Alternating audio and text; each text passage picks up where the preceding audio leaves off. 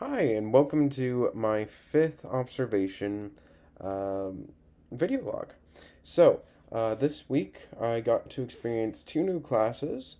One was grade 7 class with Mrs. Welch, and I got to see grade 8 and then grade 7 class. So for grade 8, we had math class after the morning prayer, and she reminded them of their deadlines. She's been teaching for quite some time, so she's really an expert in her classroom. She keeps everybody on task, and she even had an EA in the classroom as well. So that was really interesting to see because I had never seen an EA prior to now in the classroom at this school. And yeah, so um, they all had assignments. They were all doing stuff from previous lessons, which was really easy for me to see. I'm not the best at math, but her students were really getting it. They were teaching each other, which was really a good thing to see. Um, and they got more work time because they were being so well behaved, which was really good to see. And if they already had finished, they were doing other homework. So it was a really well functioning class. Then she switched rooms because the teachers there don't stay in the same room. They move the teachers, not the students, in classrooms, which is something that Miss Welch I don't think enjoyed, but that is okay because I don't think every teacher is expected to enjoy it. So then it was science class with her, and we played the rock cycle game, in which they learned about the rock cycle by going through it themselves.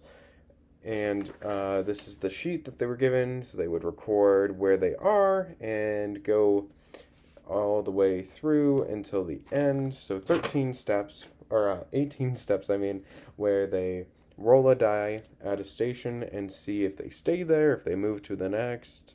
They could end up in the clouds or down in the Earth's core. It was really cool to see. All the kids seemed to love it, and I learned a lot about the rock cycle again as well. So that was really cool to see. And oh, she also mentioned that they have fidgets because I've noticed that on the legs of the chairs, students have elastic bands now, which really help with with them fidgeting in the classroom, as well as the teachers themselves having very quiet little fidgets that students can play with, as well as outside of the classroom, they have these blue squares where students can go to sit if they need a place to destimulate or just to be outside for alone time, which is a really cool concept that I like a lot. So after that, I went over to a grade 3 classroom, and that would be with Mrs. Klutwich. Klutwick. Yeah, Miss Klutwick. So she has also been teaching for quite some time, and her lesson plan she showed me, and she's displayed to the entire class. It's very simple. It shows what you should be doing from this time to this time to this time, as a brief description because she already knows exactly what she's going to be teaching in those times.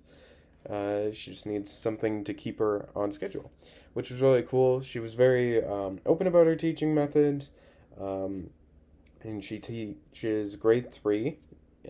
So her students were all very nice, and for the most part, they were really well mannered and stayed on task. Some students definitely wanted to do their own thing, and she recognizes that, so she doesn't really force them to go to the carpet. If she's at the carpet, she'll strongly encourage it, of course, but if they aren't coming, then they aren't coming.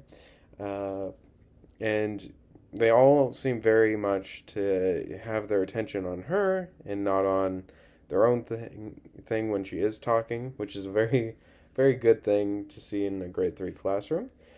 So when I came in, it was snack time, then it was recess. I got to connect with a few of the students which was some were really, really adorable, and I really love the grade 3 classroom. It's just so um, you've got a bunch of students that really are there, that want to learn and want to be there with their friends, and it's really, really amazing to see.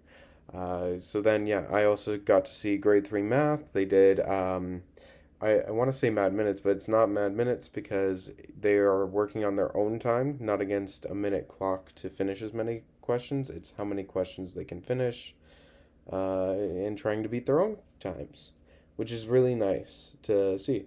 And she offered them all the little times table cheat sheet as well if they needed it. But she doesn't, of course, want them to rely on that. So, yeah, it's really cool how that all went. And yeah, I had a really good time this week. And hopefully next week is really good as well. So, thank you. And until next time, goodbye.